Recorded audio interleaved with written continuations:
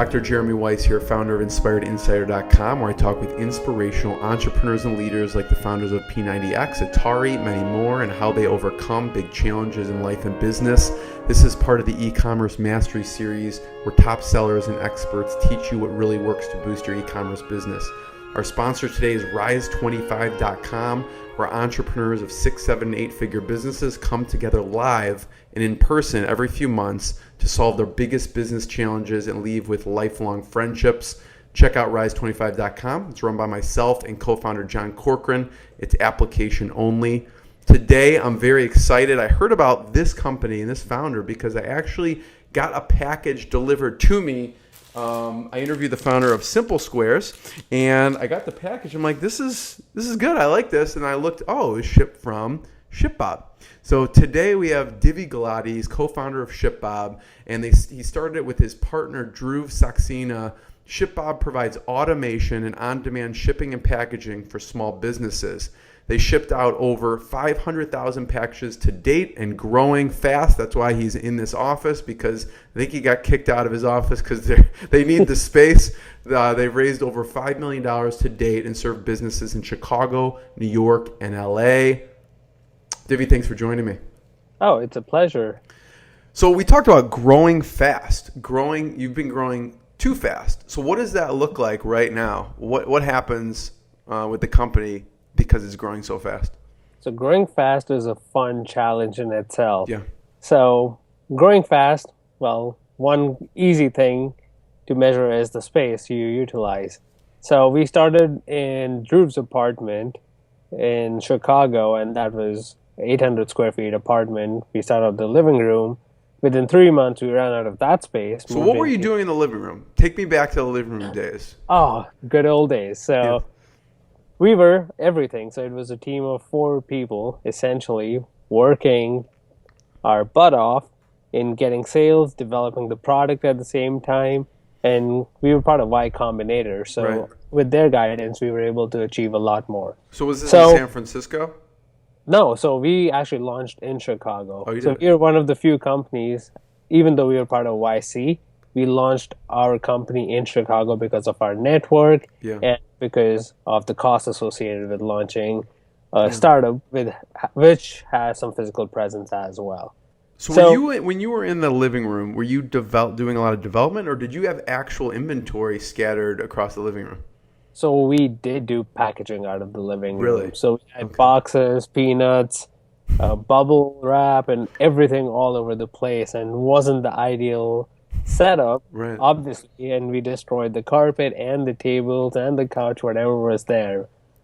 Well, we didn't intentionally destroy it, but when tape's all over the place, things do tend to get a little sticky in the end. So that was the start, and then we moved into a 1,200 square feet office space. Yeah. And then we started our team, we expanded our team, and we hired a few warehouse staff there. And then soon enough, within 6 months, we ran out of room there. So we acquired 2 offices next door. Yeah. And then... So you just expanded it. So you kept the 1,200 and you expanded it to 2 more offices. Exactly. So because we kept adding services to our business.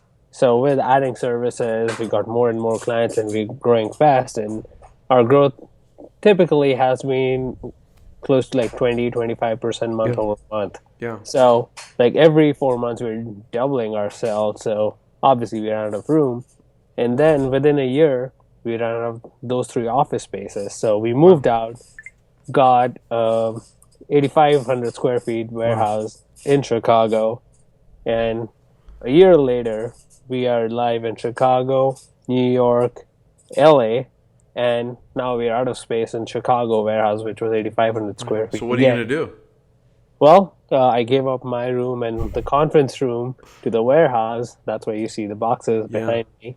And now we're actually moving into a much bigger warehouse and separating warehouse and offices completely. How do you know when it's too painful to actually move? Because it's a big undertaking, right? You have to move everything over to this new space. So at what point do you decide we can't just push it into another office? We need to get a whole new facility. Well, we learned from our mistakes. The first time we ran out of room, we could see things piling up. There were two people working on the same table. Yeah. Like, no one had any private space. We actually took the calls outside of our office back in the day. So, which is still happening, but now we know we are out of space because we cannot add any more inventory in Chicago or add new clients in Chicago. Yeah. We're diverting clients to other two cities. And that is becoming an inhibiting factor for the Chicago GM now, because he wants to grow his team and his own department, and that's why we know we have to move out. And if you would have been here, we're very close to like actually getting in trouble with OSHA right now, because things are just getting stacked higher and higher. Right, at capacity. Yep. Yeah, we'll have to come by since we're both in Chicago. Let's talk about the services for a second, Divey, because you mentioned at a certain point you added services. So what service did you start off with when you were in 800 and then 1200? And then I want to talk about, because you have the local pickup, the warehousing, the batch fulfillment. So what service did you start off with offering? Yeah, definitely. So it might be better if I give you an idea why we started service in the first place. So me and Dhruv, we were actually running our e-commerce store ourselves, which was more of a custom e-commerce store for photo printing and shipping. Yeah. So every time we would get an order, we would go stand in line at the Sears Towers post office. And when we started talking to people, turns out they were small business owners just like us, but they hadn't figured out a solution. And being engineers ourselves, we automated every single step of the process except the shipping, which was still manual. Yeah. So what did that look like? Someone would take a picture in their phone, and then what would happen? So initially, we launched with an app for businesses in which you could actually link your eBay store directly or your Shopify store directly, or you can create a manual order, take a picture, and someone will swing by, pick up your items, and get them back to the warehouse. We'll package and ship. Mm-hmm. But soon we realized that we're dealing with businesses here, so businesses usually stay at one place. They are in their offices or their retail storefronts all day long. So they don't need on-demand shipping. What they need is scheduled daily pickups. So we pivoted very little bit, and we started offering daily pickups and scheduled. So every day we would go to the same stores at a fixed time. So it brings efficiencies to our logistics and pickups. Right. And then it gives predictability to the small business owners and retailers as well.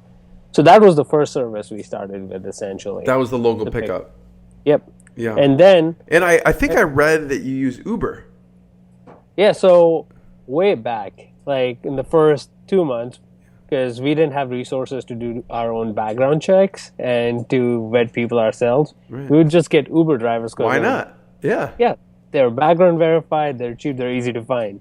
So that's how we started. And then eventually, again, because we were moving into more scheduled piece, we wanted more control over these drivers. So we limited the number of drivers and had fixed routes for them. And that's how, we got economies of scale in pickup itself. Right. And then as we started scaling up, we realized some of the businesses were giving us the same items on a daily basis. So I still remember this person was selling tea, and every day he'll get like 10, 15 orders, and we'll go and pick the exact same tea. Right. So just as a pilot, we actually held this tea in bulk for a week to see how fast can we turn around and fulfill his orders. And it worked magically for both of us. So we developed a system across actually warehousing. So now we actually warehouse inventory for our clients. Yeah. And because of that, we can reach clients across the world. So right now, we have clients from Australia, Finland, Southeast Asia using us and storing their inventory with us in our warehouses. Really? How did they hear about you? Like an Australian company? Like take for example. Yeah. So if you Google best fulfillment company for small business, our name will pop up. It's mostly because of our some SEO efforts, but otherwise, word of mouth has been very powerful for us. Right. The other day, we were mentioned in some Middle Eastern blog and a Korean blog. Really? And we don't even know how to translate that properly, but they've mentioned our name in those blogs because someone used us and the word of mouth spread. Yeah. So small businesses, they're very well knit, and we're targeting certain niches of these small businesses, certain industry verticals, And that way, we're able to gather steam much faster. Yeah. And Divey, this seems like it's not a simple process. So what's the learning curve with then setting up a warehousing facility? Okay, so setting up a warehousing facility, it is slightly more complicated than like a software, just to build a software, because you have to handle physical piece as well. Yeah. But luckily, we have a team who has some background relevant experience in this field. So the process has been fairly smooth for us because we've got the right hires at the right point of time. But setting up warehouse is essentially getting the right space and having the vision of what's coming next and prepare yourself in advance. Yeah. Yeah. So we've been able to match our sales and the operation side very well so far. Yeah. So I could see how you have the local pickup, and then it just made sense to put the warehousing piece, because like we're doing the same pickup over and over, just warehouse, just have us, have it in house, and we'll ship it off. What about the batch fulfillment? Talk about that.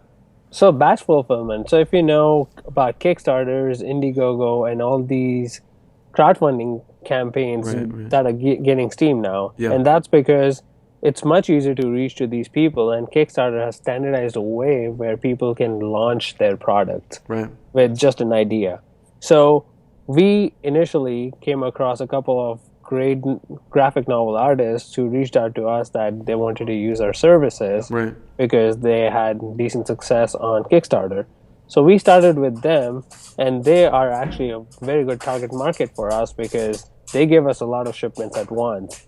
And that is what batch fulfillment is all about. If you come up with the idea and you're doing pre-sales, you can still use us. And once your pre-sales are over, you can continue using our services, our warehousing service, to carry on with your sales. And you don't even have to focus on fulfillment. We'll take care of the entire process. So it looks like, I'm looking over here because I have a screen of the batch fulfillment. So it looks like, let's say someone has 1,000 pre-sales. They could send all of the inventory to you. And basically, there's a fee for the receiving, and then there's just a fee for them to send out to all the customers, essentially. Yeah, exactly. So typically, back in the day, like these companies, 3PLs, third-party logistics companies, started in early 2000s or 1980s or somewhere around there, and they were catering to these Fortune 100, Fortune 500 companies. So they demanded volume, and they built like these custom software, custom integrations every single time they onboarded a new client. And these are still stuck in like early 2000s. And then the companies like Shopify, Kickstarter, Etsy, they came along and changed how people reach their customers online. They've made it much easier to sell online. But these 3PLs haven't adapted, and thus the small businesses do not have the logistic support as the big companies have. And that's why a company like ShipBob exists now, because these platforms have made it much easier to sell, and now they're gaining a lot of traction. So we're behind these software companies and providing software support for after they make their first sale. So Divey, what are people using ShipBob for that you wouldn't have expected? So, well, the width of product that we see is amazing. So initially we thought, okay, we'll do local pickups for retailers and just warehousing for local clients. But what we've seen in the past is people have used us to introduce their product into the US market altogether, which has been a very exciting journey for us. What's an example of that you could talk about? So, Ambronite, it's a Soylent competitor from Finland. So they're like super drinkable super meal. What's it called? Ambronite. Ambronite. Ambronite. Okay. So they essentially introduced their product in the US, and we became their shipping partner right away. Wow. And we hold their inventory for every single order that comes in for US and Canada. Wow. Yeah, I could see how you have to grow so quickly. If you get one of these big companies, it's like that's a lot of space. Exactly, and it's not just about the space, it's about the orders. And we're not just helping them fulfill their orders on the shipping side, we're helping them with their order management, because we allow these sellers or these small businesses to sell across multiple channels, and they can view all their orders in one place, they can view all their inventory in one place, and then we even communicate with their end customers, what the tracking number is, what's the ETA of the package being delivered.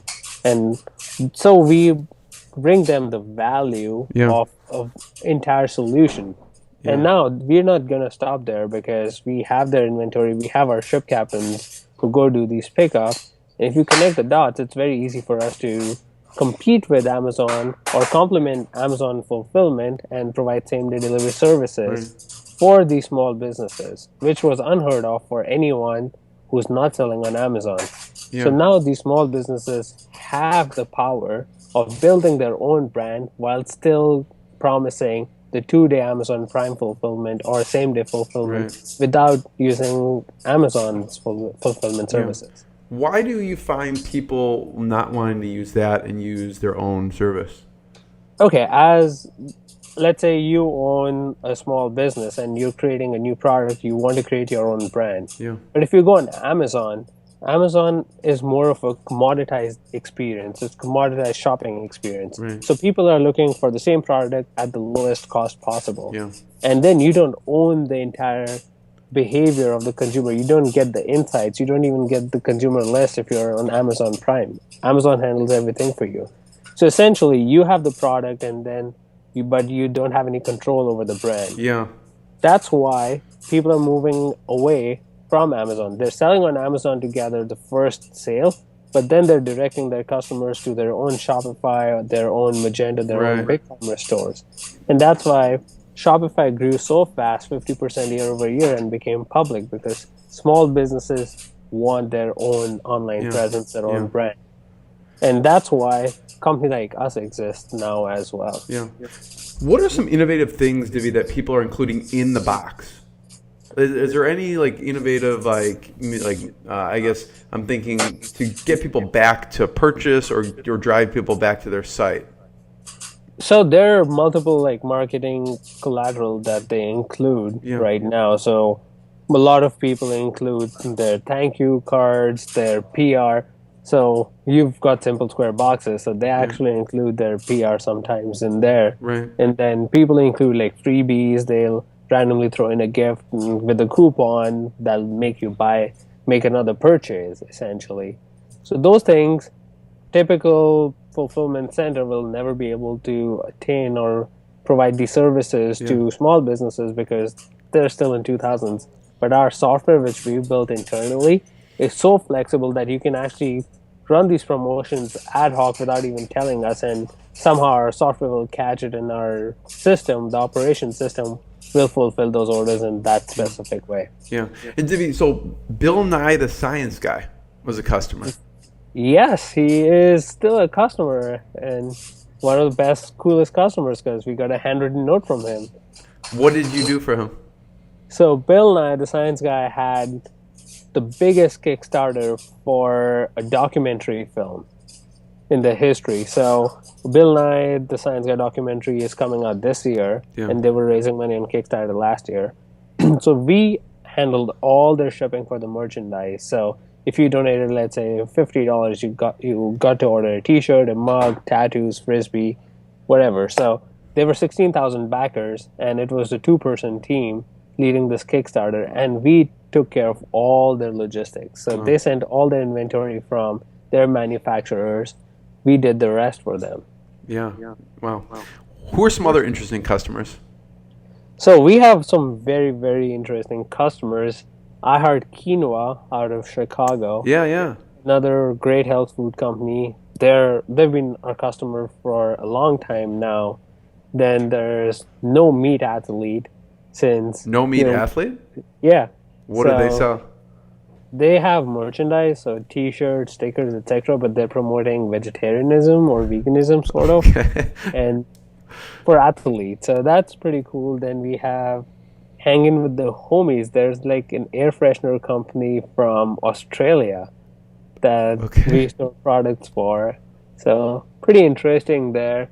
And sorry, I'm just looking up and I'm seeing these products, which are the coolest products I've ever seen. And then we have a bunch of apparel companies. Glow Recipe, they actually get the best Korean beauty products from Korea and sell in the US. I've heard of that, yeah. So what, who's not a fit to use ShipBob? So not a fit, let's say Apple comes to us tomorrow, that's definitely not a right fit for us because they have their own You'll different figure products. that out. Yeah. Yeah. I mean, for Apple, Right. I guess we'll have to, but that wouldn't be a right fit for us because Yeah. they're more of a traditional, the requirements are more traditional. They're not built on, let's say, Shopify or e-commerce. So the best fit for us is a business, small to mid-sized business, who's selling on his own website, Yeah. eBay, their Magento store, and Etsy. The more platforms they're selling on, the better it is for us because Yeah. we have the capabilities. Or they have to have e-commerce presence. Yeah. A retail storefront who has no e-commerce presence is probably not a good fit for us at all. Yeah. Can you talk about the tech? I mean, this is not just as a physical product, but you have a huge technology platform, behind all of this. So talk about the technology journey. Was it before Y-Combinator that you started, coming up with it, or was it during Y-Combinator? So me and Dhruv, both co-founders, are engineers ourselves. So we started with the tech first because we knew logistics problem can be solved, but tech is what will back our whole logistics chain, what we are creating. Yeah. And you guys met in college? No, so I've known Dhruv for 28 years now. Really? So I grew up with him. How did you meet? So our parents work together essentially. Really? So that's why we knew each other, and we were born like a few miles from each other, and we've been in touch since. So we grew up in India together, and then we both came to US together, but just went to different universities. So at what point did you move to the US? Was it for college? Yeah, so we came here for college, for undergrad. And then he did his master's in engineering as well. I did my MBA, and we both ended up in Chicago. And so it was like a match made in heaven almost because we knew each other's strengths, and it was so easy for us to start working together. That is crazy. So did we talk about growing up in India? What was that like? It was very different from where we are now. The opportunities were less. Competition was insane, I would say, because we were competing for those top 100 engineering colleges, and everyone was applying for the same. So that competition taught us a lot, but the values, the Indian culture values, are still with us, and that's why the culture of the company is very respectful to each other. And that's why I think our roots are good for us, that we came from India and we did not have those many opportunities, so we do appreciate the opportunities here, and we like humble people to join our company. Yeah. So what was a big culture shock when you came here? What was the biggest difference that you found coming from growing up in India and then coming to the U.S.? It's just the open-mindedness of the people here was pretty amazing. In India, like, everyone tends to follow the same path. You either become a doctor, you either become an engineer, you become a CPA, and practically those are the three options. Otherwise, you're not good enough. But here, a lot of pressure from the family, you mean, to do those things? There's a lot of pressure on the family, but it's more of a social norm. So it's a joke that in India, people usually become engineers and then they figure out what they want to do with their lives. And that is true. And that's why, like, India produces the most number of engineers. But that thing, like, that's a stereotype, and that is now finally changing with this generation. But that was like the norm for the middle class families. But once we came here, people were so open. So, for example, like in India, you'll never see a religious study class, and I just took one for my social curriculum requirement, but that sparked my interest in religious studies as well, and I took a few classes and almost did a minor there. So people do experiment with other things here, and that was not a culture shock, but that's big what difference. Amazed us. Yeah. That people are open and they're trying different things and learning along the way. So what did you want to be when you grew up, when you were young? So when I was young, I somehow always wanted to be a computer engineer. I was one you of did? the pack. Yeah, so I forgot to mention a fun fact about you that most people don't know is that you are ranked in the top 2,000 FIFA online or FIFA game players out of over 8 million. Yeah. So were you playing video games growing up? No, I was not allowed to. Maybe that's why I'm good now. So video game is my part-time passion, but throughout my life, computer engineering was my passion, and I started coding when I was like 8 years old or Really? so. So that helped. So you and Drew teamed up, and so what did the first part of the technology look like early on? So the first part of technology was just building the back end, which was the most boring stuff. But we'll remember what Y-Combinator taught us all along. So Yeah. we were trying to build this fancy looking mobile app so people can, push orders with the click of a button. They can have everything streamlined on a mobile.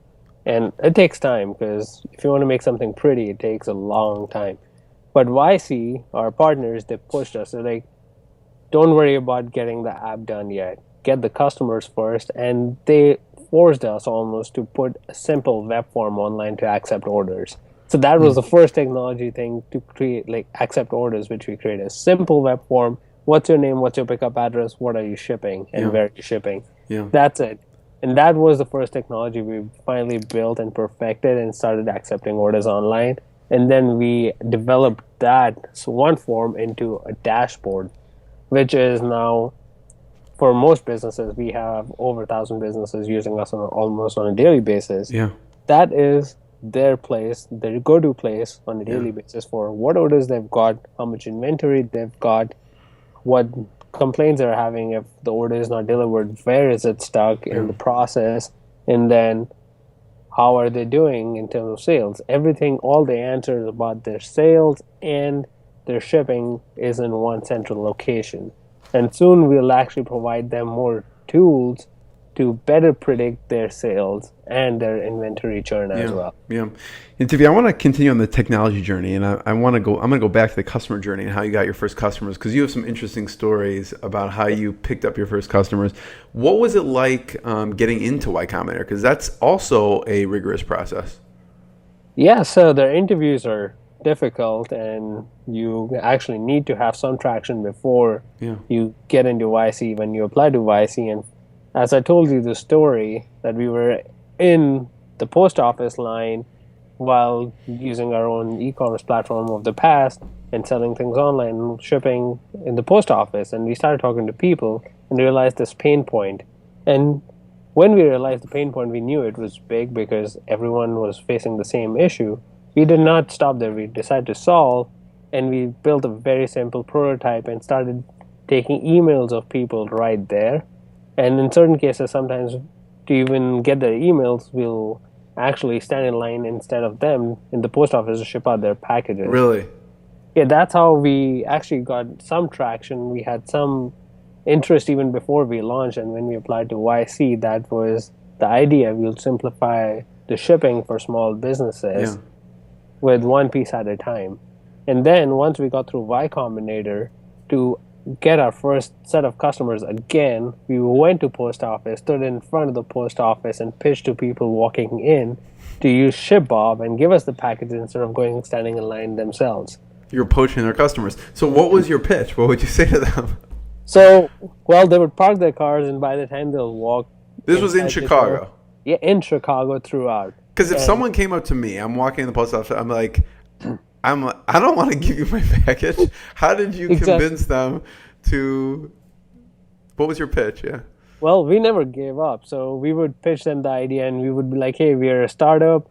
We totally understand you won't trust us, but just listen to our pitch that we're trying to change this broken process. We're trying to change the world right here in front of the post office.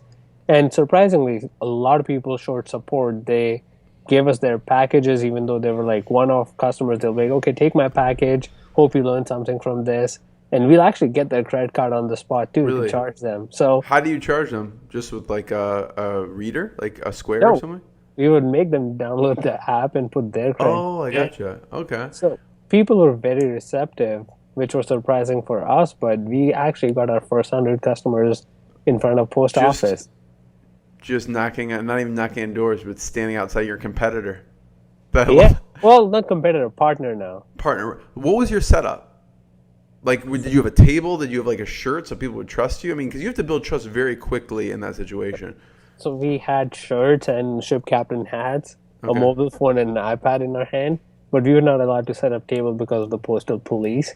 And eventually we were kicked out of two post offices and we were not allowed within 100 yards. So they download the app, they pay for it, they give you the package, and then you just wait in line in the post office and deliver it? What's the next step? What would you do? Yeah, so either we'll do that or we'll actually price shop across carriers. So that's the software which we built as well, that we are able to price shop across USPS, UPS, FedEx on our own accounts and get the best rates possible for our customers. Yeah.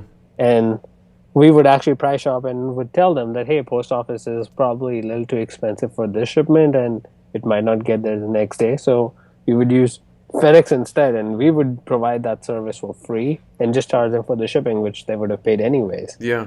Wow. Who are some of the influential mentors at Y-Combinator, and then some of the advice they gave you? Yeah, so Kevin, Hale, and Cusser, they are partners at Y-Combinator. They were working closely with us throughout our journey, and they were definitely super influential.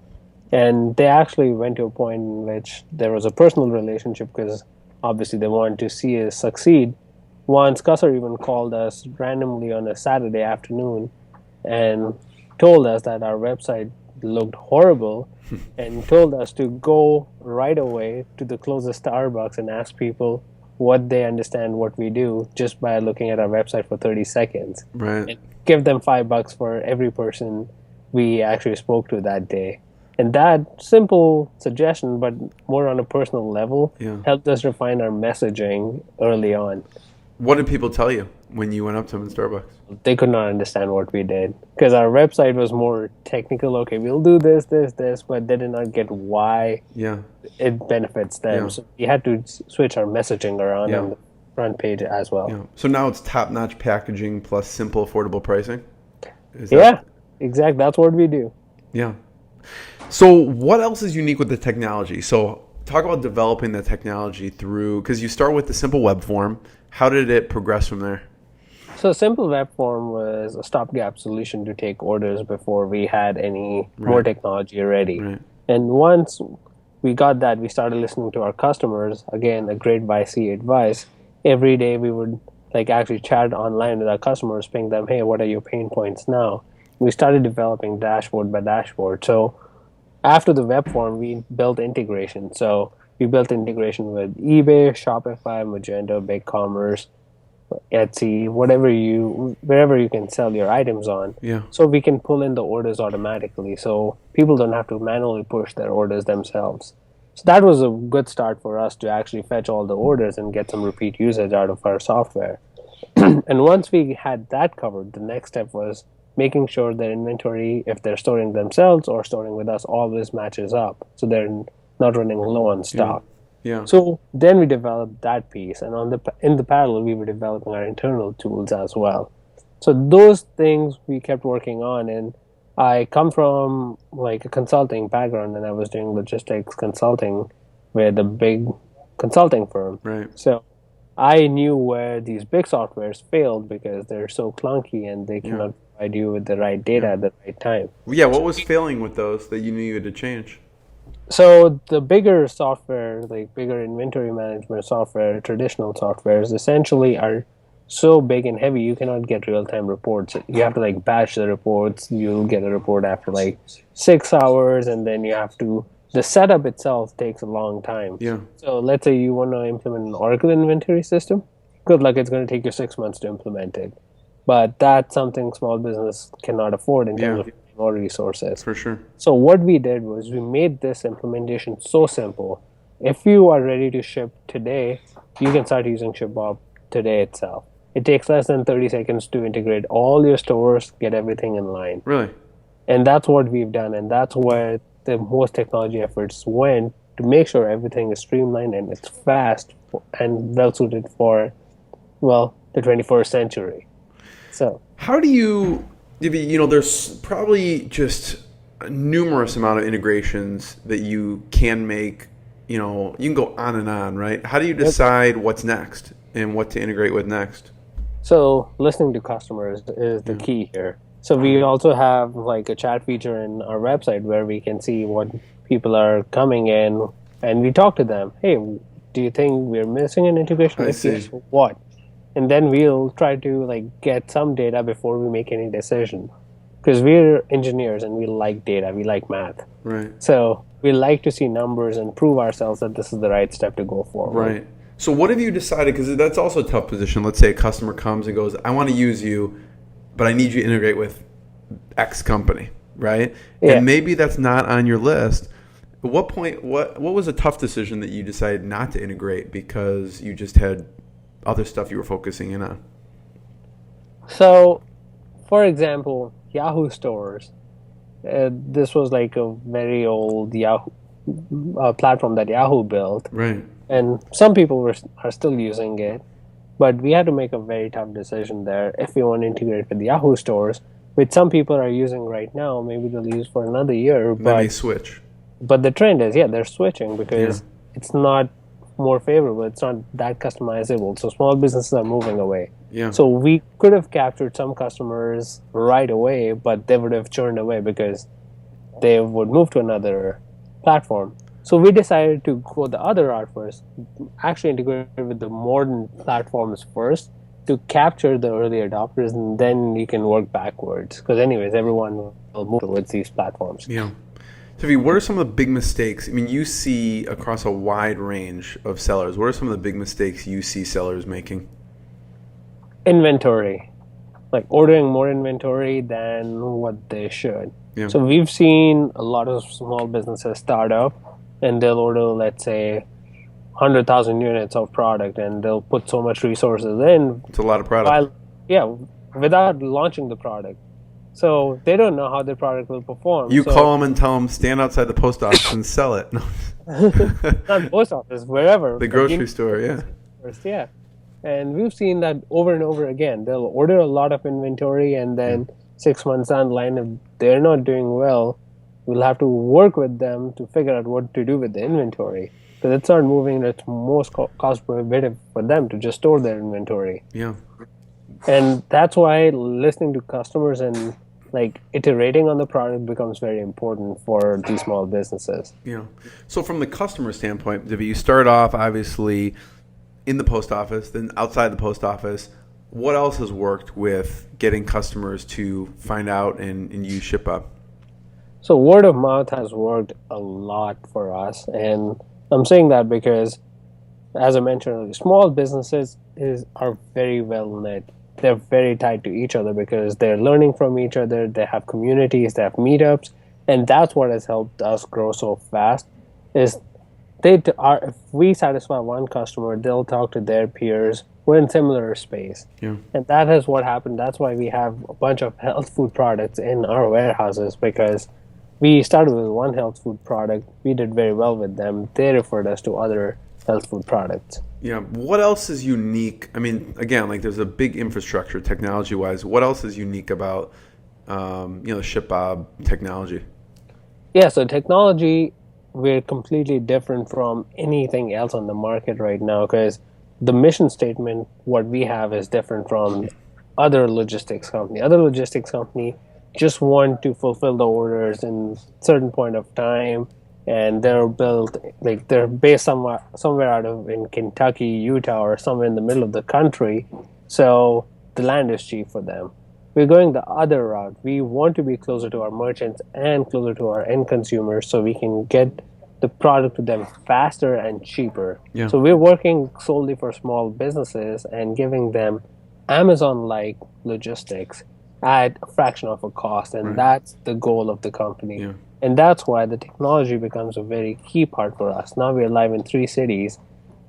In next month or so, a small business who's starting out or has 100, 200 orders a month can actually store inventory in 3 different locations and not pay an arm and a leg for that. Yeah. And if an order comes from San Francisco or in West Coast, we'll ship out of LA office. If order comes in East Coast, New York office will fulfill it. And in Midwest, Chicago office will fulfill it. Yeah. So you're shipping and getting the items delivered in 2 days and not even paying for 2 days shipping. Yeah. You have a big vision for this company. Yes. Talk about the vision a bit. So the vision is to democratize logistics for small businesses and empower them to sell better and fulfill better. So we have a hub and a spoke model. We build this solid technology foundation on modern stack Yeah. so that we can add more services on top. We started with local pickup, what we discussed. We added warehousing. Now we're adding returns. Same day delivery would be the next thing. So since we are already in Chicago, we can deliver items in Chicago same day. LA, New York, similar. Then we can help these businesses sell better and list better because we're collecting all this data across so many small businesses. Why not just give them the tools to sell better based on these data points what we've collected? Yeah. So ultimately, we want to create an ecosystem for these small businesses, dashboard where they can come in, list their products, see how their products are performing, how to make them better, how to sell them better, and also take care of the fulfillment at the same platform. Yeah. Divey, with fast growth comes, funding and financing. Yep. Can you talk about some of the funding milestones that you've hit? Yeah, so we actually raised our seed round in 2014 after the Y-Combinator demo day, and we were lucky enough to get SV Angel, Ron Conway's fund, Joe Montana, the football player, and a few other backers right away who have been excellent support so far. And then earlier this year, we also raised our Series A, which was led by Hyde Park Venture Partners. Yeah. And strategically, we also had two investors, one out of Europe, NFQ, and one out of Asia, Recruit, who will eventually help us expand on a global scale. So for the first round of funding, like through the Y-Combinator demo day, was there a certain goal that you wanted to hit in order for you to launch? Yeah, so back then we were tracking week over week growth, and our target was to launch and then for consecutive 10 weeks have close to 30-35% week over week growth. And we were able to do that, and that gave us validity of the idea that this idea can work on scale, and that's why we were able to raise the money. Yeah. And so what made you decide to raise more money, and was that process difficult or not? Once you did your last round that you did of, I read on TechCrunch, it said $4 million. Was that difficult, or because it takes you away from your normal day-to-day? Fundraising is definitely a necessary evil for a startup founder. It takes you away from the core business which you're building. And unfortunately, when we were raising, it was not the best time to raise money either. But we were very lucky that we found Hyde Park Venture Partners early enough who actually share the same vision about e-commerce as us. Yeah. So it wasn't a painful process for us, and it was made very smooth by our investors overall. So once you get that, now you have this influx, what do you do? What do you use it for? It's about stepping on the pedal and grow faster. So we were anyways profitable as a company and we were doing great. But with this cash inflow, what we plan to do is to actually expand to other markets so that we can enable split inventory and have faster shipping speeds and focus on the tech to back everything up. Yeah. I mean, with also the investment, you probably get a lot of other great mentors and advice. What are some of the advice that you got from some of the investors that's been valuable? Yeah, so we recently closed a round and we got some great mentors like Ira Wise, who is also teaching a class in Chicago booth. He's that good. He's already teaching a bunch of people. He came in, and then our other two major investors, which I spoke about from Europe and Asia, they've been helping us refine our strategy even further, how to target these markets and set specific goals. Because earlier, our goals were on the higher level, but they've helped us actually refine goals for each team so that we're growing fast. Yeah. So I always ask about the software and tools. What software are people using obviously you see a lot of different e-commerce sellers. What are people using that's worked that other people should be using? Obviously, ShipBob. What else are people using platform-wise or software to run their business that's important? ShipBob is a game-changing software which everyone should use. Right. But apart from being biased about the own software which we've built, we've seen a lot of traction on Shopify. Yeah. Shopify is a platform that is easy to plug and play, and people, like a lot of our customers have moved for Shopify from other platforms Really? as well, just because of the ease of use and the flexibility it gives you. Yeah. So Shopify is definitely, if the listeners or the viewers are still trying to figure out which platform to use, Shopify is definitely a good start, which is plug and play. Yeah. Any other integration partners that you found valuable because customers have mentioned them? Customers, so integration partners, we can have integrations on different levels. So we can have integrations with our e-commerce platforms. We can have integrations with accounting platforms, right, inventory platforms, but they're good partners everywhere. We love our partners. There are so many startups out there making life easier. So I mentioned Shopify is good for e-commerce, and there's something for accounting, Bench. They have done a great job in making accounting simple. Yeah. And the other software, so on the CRM side, we use CRM, Close.io. They're great, and they've actually visited our office as well. So these different tools are very helpful for a company like us who's growing, and you don't want to build everything yourself. Yeah. Divey, two last questions. First, let's point people, where should they check out ShipBob.com? And Bob stands for bend over backwards. So how did you come up with the name? Yeah, so, well, there are two stories to it. I can give you both sides of the story. Why Bob exists. So Bob stands for bending over backwards. Right. That means we are bending over backwards for our customer shipping needs. I like it. That's one story which we love to tell people. And there's another story. You have an uncle in India and his name is Bob. No. I wish that was the case. But the other story was we were looking at some other names like Ship Tiger, Ship Hawk, etc. We could not find it, and we found ShipBob. That was available. That domain was available? Yeah, ShipBob was the only thing available for $2.50 a year. Wow, ShipBob was available. I'm so surprised. Yeah, so that was the reason we went. You had to make it work. Yeah. And we created a persona who this Bob is. Bob is an average American person who's in middle class trying to help people, a small business owner probably. And that just became Bob. And with Ship, we just put a hat on the Bob and became Ship Captain Bob. I love it. Last two questions, Divey. What's been the lowest moment, a hard time that you pushed through? Because startups, running a business, it's not easy. And then the proudest moment. Start with what's been the lowest or hardest point in the journey so far?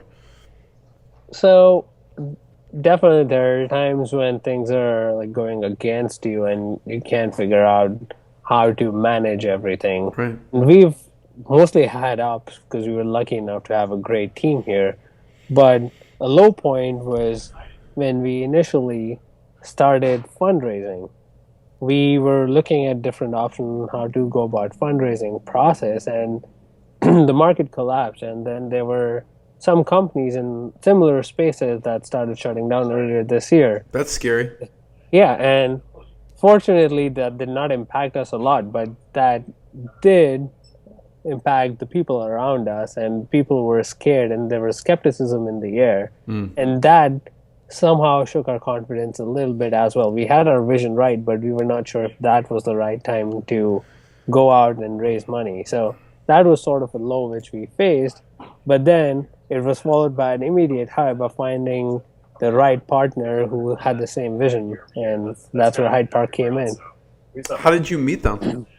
So we knew Hyde Park throughout. So back in the day, like when we were raising the seed round, we finished raising, but then we got an introduction because Dhruv used to work for one of their portfolio companies earlier. Oh, really? So we just got an introduction, started talking to them, just kept in touch. And when we started raising Series A, we had a few conversations early on, and they were interested. So the fundraising in that climate was difficult. Very stressful. Difficult.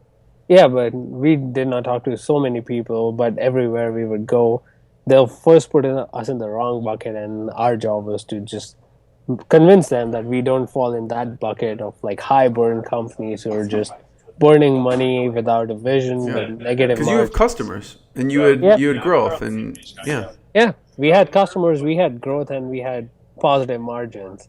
Those are the three key ingredients for a startup to survive. Right. You just need to make money. So, proudest moment so far with the company? One of the proudest moments was the LA launch. Launch. When was that? So we recently launched like 3 weeks ago. Yeah. We got the warehouse, and like 2 years ago, we had no idea if we'll even make through 1 year with the idea, or 1 month. And 2 years later, we opened our third warehouse, the biggest warehouse, and having 3 addresses in that warehouse, because they're just 3 huge buildings connected with each other, was a very proud moment for me to stand there and look at what we've achieved. It is amazing. Yeah. In just a few years. What's different between the markets, Chicago, New York, LA? Do you find any big differences? There are huge differences, actually. So there are supporters everywhere we go, but the difference is in the geography and the traffic and the demography. So if you think about Chicago, it's more condensed, and the traffic situation is bad, but not that bad. So that allows us to have a lot more pickup clients in Chicago. But if you go to LA, it's so spread out, and the traffic problem is so bad, it's hard for us to target the market with just one service or pickup. Yeah. That's why warehousing piece in LA is much more important for us. Got it.